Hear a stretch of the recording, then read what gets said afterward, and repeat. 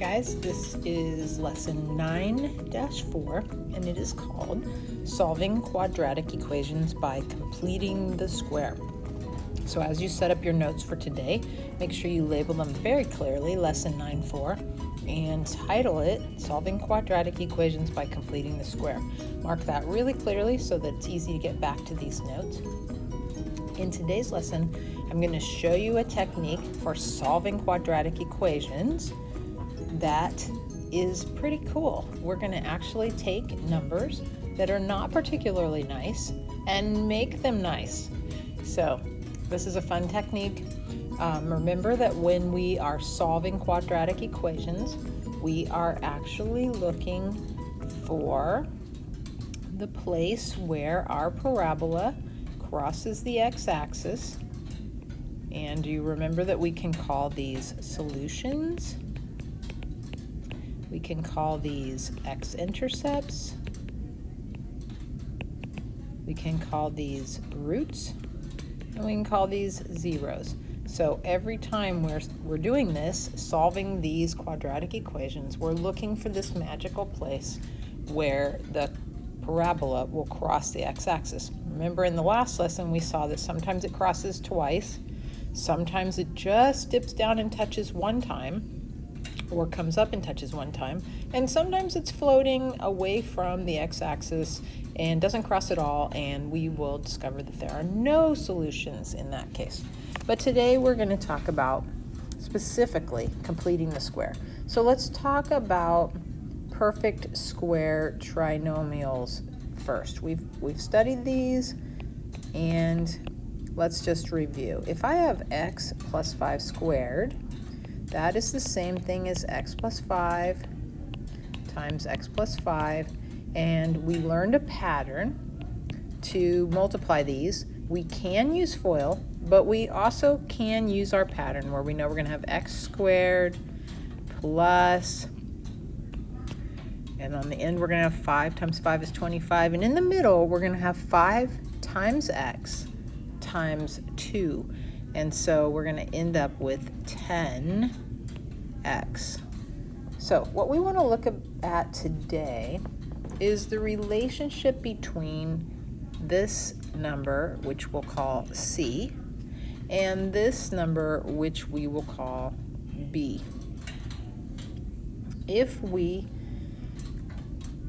take this number right here and we cut it in half, so let's say 10 divided by 2 equals 5, and then we square it, we will get this number right here. Okay, why is that important? Because we're going to use that to complete the square. So let's say, what if I had a problem, this is example 1, what if I happened to have a problem that was like x squared plus 4x plus blank? What number would I need in the blank to create a perfect square trinomial? Perfect square trinomial.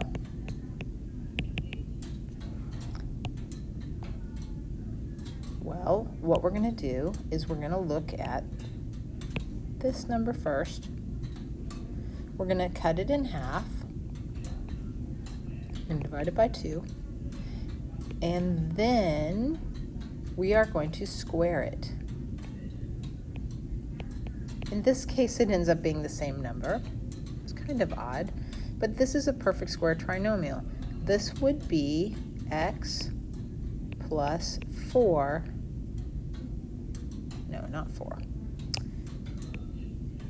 Whoops, eraser. X plus 2 squared.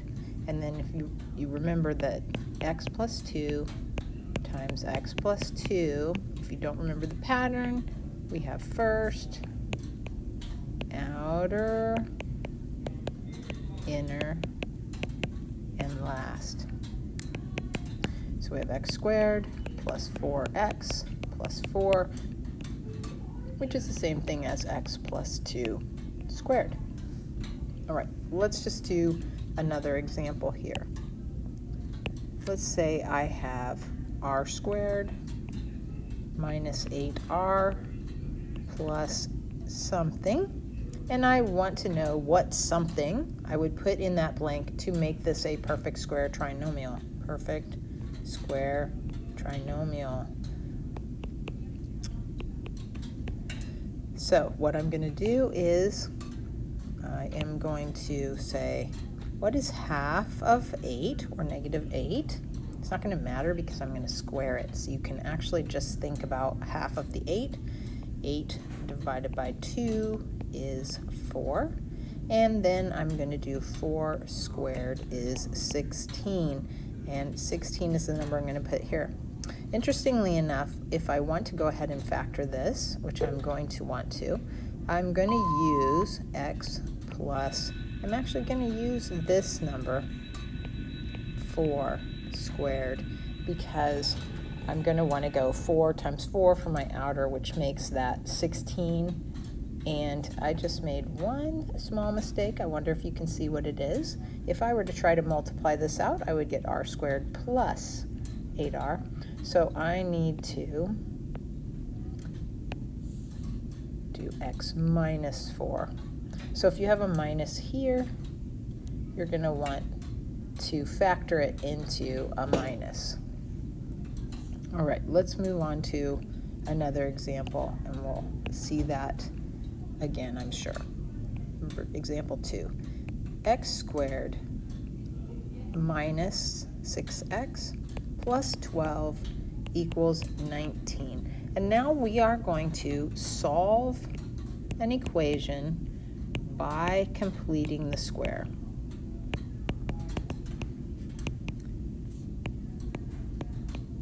Remember, we have problems solving equations that have an x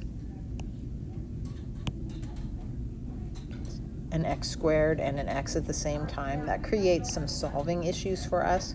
And so we have different techniques for addressing that. And we have factored things before.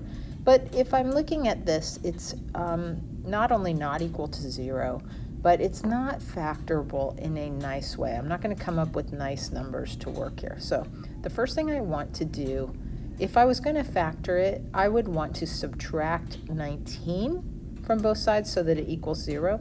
But I would get a number that doesn't work out nicely, that doesn't come up with factors that allow us to factor this into binomials nicely. So we're going to use a technique now called completing the square, and we're going to sort of just make things happen. What I want to do first is I want to get rid of this on the left. I'm going to get down to the point where I can ask a question like this, so that I only have something like the r squared minus 8r, and I'm missing the rest of this. You'll see what I mean when we do it once. Let's subtract 12 from both sides. Now I have x squared minus 6x equals 7. Ignoring that 7 for just a little bit, let's ask ourselves, what number could I put here that would complete the square? So remember, we're going to do 6 divided by 2, which is 3. And we're going to square the 3 to get 9. So we're going to put 9 right here, plus 9. Now, I can't just add 9 on the left because I feel like it. I have to keep my equation balanced on both sides of the equal sign. So if I add 9 on the left, I have to add 9 on the right. I need to do that to both sides. Now notice, I did not change the value of either side. I just made each side heavier by 9. So they still equal each other. If they're on a balanced scale, they're still balanced out. Everything's fine. Okay, let's go ahead on the left and factor this into a perfect square. I'm going to have x minus, here's this minus again that I want to make sure to represent, and then I'm going to use the square root of 9, or 3 here, and mark it squared. X minus 3 times x minus 3 equals x squared minus 6x plus 9. You can always FOIL it to check it. This is why we needed to know that pattern with perfect square trinomials. when we were factoring. This is why we actually studied that. We're going to add the 7 and the 9 on the right. Okay, here's why we did this. If I have x minus 3 squared, I can just square root that side, the whole side, the square root. If I square root that side, I'm going to need to square root this side as well. And here's what I'm going to get. The square root of x minus 3 squared, because it's x minus 3 times x minus 3, the square root of that is just x minus 3. Gets rid of the whole messy squared thing. Equals the square root of 16 is, just make sure that you remember that there are two answers, plus or minus 4, right? Because 4 times 4 equals 16, so the square root of 16 is 4. But negative 4 times negative 4 also makes a positive 16, and so the square root of 16 equals both positive and negative 4. That means I have, warning, 2 equations to solve.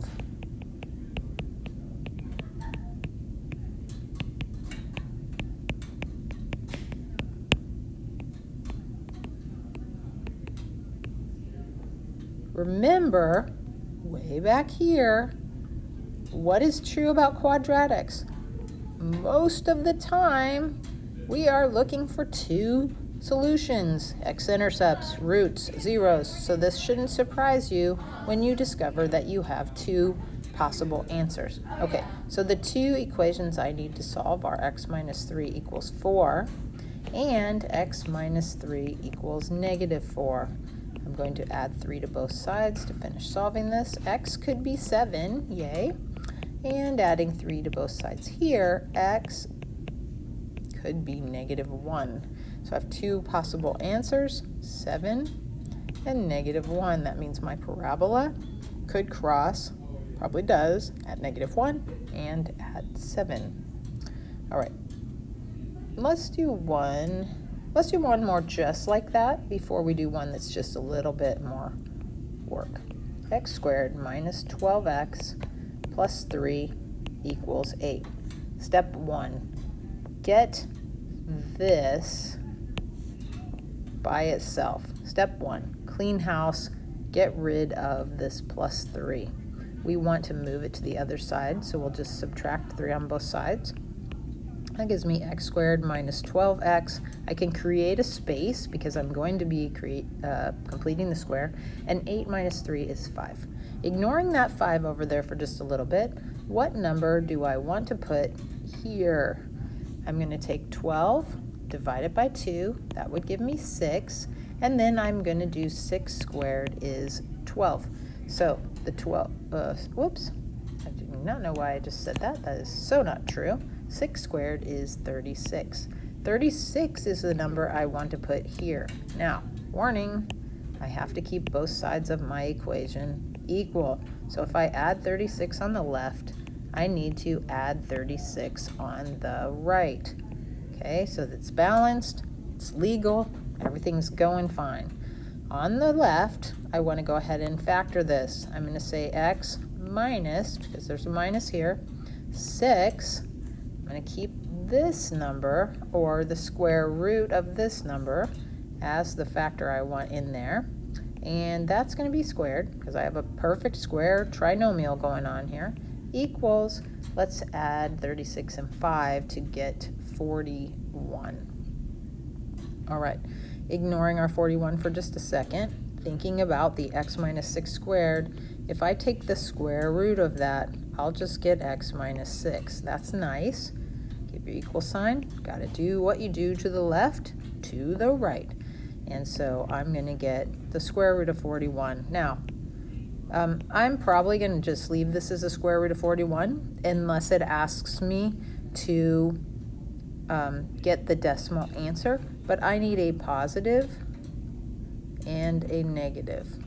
Okay, even if I want to keep this as an exact answer, I need a positive and a negative. In this case, the book actually has decimals for an answer, so I'm guessing they wanted to go ahead and use a calculator, because you would need one. But let's just go ahead and set this up. I'm going to have x minus 6 equals the square root of 41. And I'm going to have x minus 6 equals a negative square root of 41. Okay, it's okay as long as that negative's on the outside. We never have the negative underneath the square root sign, but on the outside is fine. I'm adding 6 here, and I can actually give an exact answer, the square root of 41 plus 6. If I want the decimal answer, I just use a calculator. I type in the square root. It's usually a second function, depending on the calculator you're using. Mine is a second function, square root 41. I hit equals, and I get 6.403124237, and that's truly not the end of it. So I'm just going to leave that number there, and then I'm going to hit plus 6 equals, and I get x is about equal to, because I'm rounding, 12.4. Okay, that's cool. Let's go to the other side over here. Let's add 6 to both sides here, and I get x equals negative square root of 41 plus 6. So let's work with the calculator there. I'm going to hit my negative sign, and then I'm going to hit my second function, square root 41 equals, and what I get is negative 6.403124237. Not a nice number. And then I'm just going to hit plus 6 equals, and I get x is, I'm going to be rounding, so I'm going to do this about equals. That way I'm not claiming I have an exact answer. Negative 0.4 is my answer. Okay, so these numbers are kind of messy. Not every parabola crosses at perfectly lovely places, but sometimes they cross at a yucky decimal number. That's fine. So, all right, let's work one that has one more step that you need to know about. This is example 3. Negative 2x squared plus 8x minus 18 equals 0. Okay, before you can complete the square,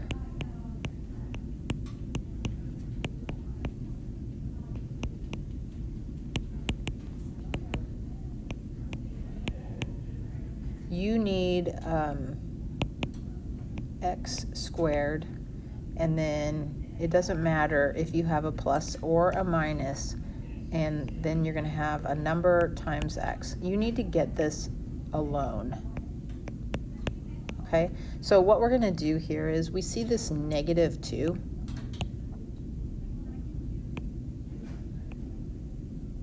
This is a problem. And so what we're going to do is we are going to divide everything by negative 2. So we're dividing by negative 2 here. We're dividing by negative 2 here. We're dividing by negative 2 here, and we're dividing by negative 2 here. Whenever you divide by something in an equation, you have to divide everything by that. Okay, so here, very sweetly, it's going to cancel. We are going to have x squared. That's cool. Here, in the next thing, we're going to have 8 divided by negative 2. 8 divided by negative 2 is negative 4. Okay, and then we're going to have negative 18 divided by negative 2. That's a positive 9. And then we have 0 divided by negative 2, which is just 0. That's kind of cool. All right, so we've got the x squared by itself. We need to get rid of that plus 9. Okay, so we're going to subtract it, throw it over on the other side. Always being careful to do exactly what we do on the left, on the right. And this isn't multiplying, so 0 minus 9 is negative 9. And I've left open a nice little spot right here so that I can complete the square. What number will complete the square? Well, we have a negative 4. We need to divide it by 2. That would be 2. That's what we're going to use when we factor it. And then we do 2 squared, which is 4, and that's the number we are going to put in the blank. If I want to put it in the blank there, I need to put it on the other side as well. So, factoring the left, I'm going to have x. I'm copying this minus 2 squared equals negative 9 plus 4 is negative 5. There's a little interesting problem going here. If I want to square root both sides, that's all well and good on the left, but it's not okay here. We cannot have the square root of a negative. No square roots of negatives. So what's going to be true here is there are no solutions. No big deal. This just happens to be one of those parabolas that is either floating up high or it is floating down low. Since it's negative, it's a frown, and so I can actually anticipate that this one is somewhere down here. Okay, I could figure out the vertex and be more exact, but that's why it's not having any solutions, because it doesn't cross the x-axis. All right, let's do another one. 3x squared minus 9x minus 3 equals 21. And again, every time I put up a problem like this, pause the video, see what you can do with it, and then turn the video back on when you either finish or you get stuck.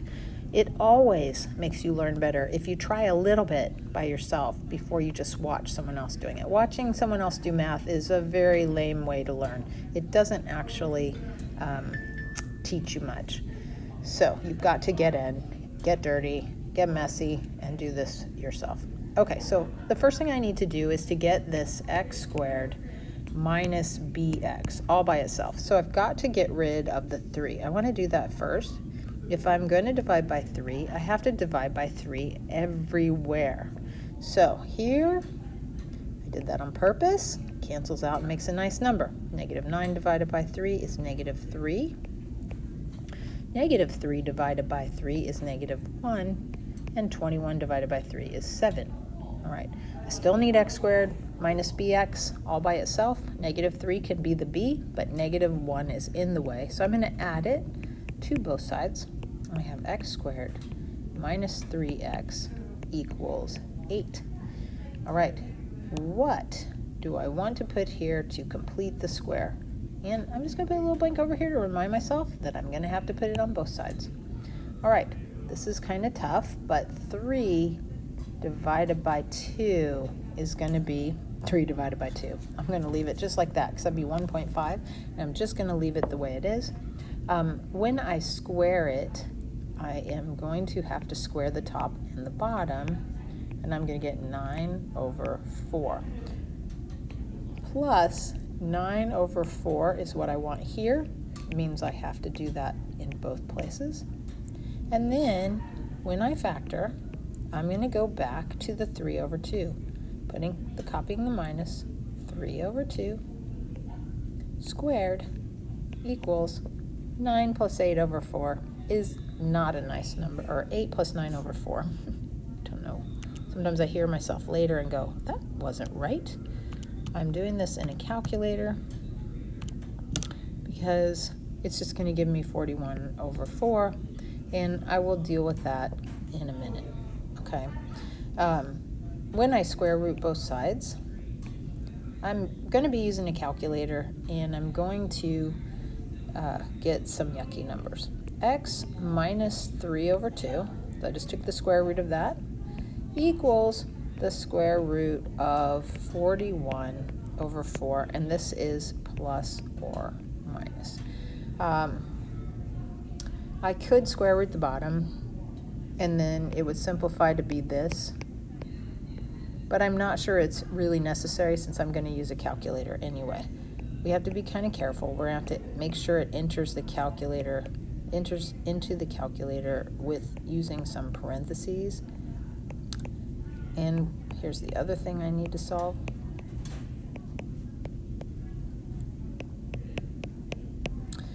So I'm going to add 3 halves.